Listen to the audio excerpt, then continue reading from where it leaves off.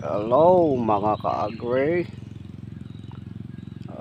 survey na punta sa atong rice field, rice palayan. This palay is 40 dot 40 dot or 56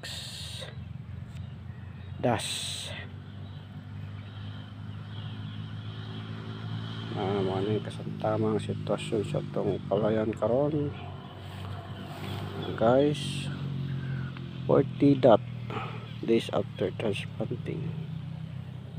Oops, na-action na yellow, guys. Padung na siya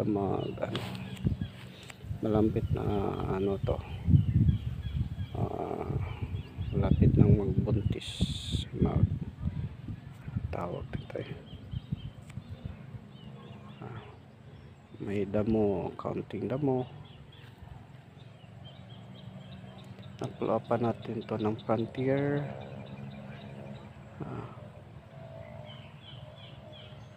Ito siya ngayon. Tumaba na.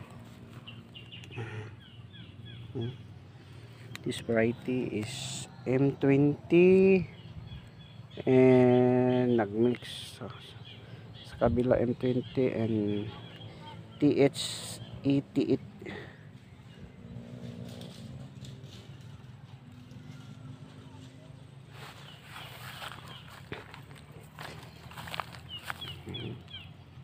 Dito may tubig, sa kabila may portion na wala ng tubig, pero putik pa rin ang lupa.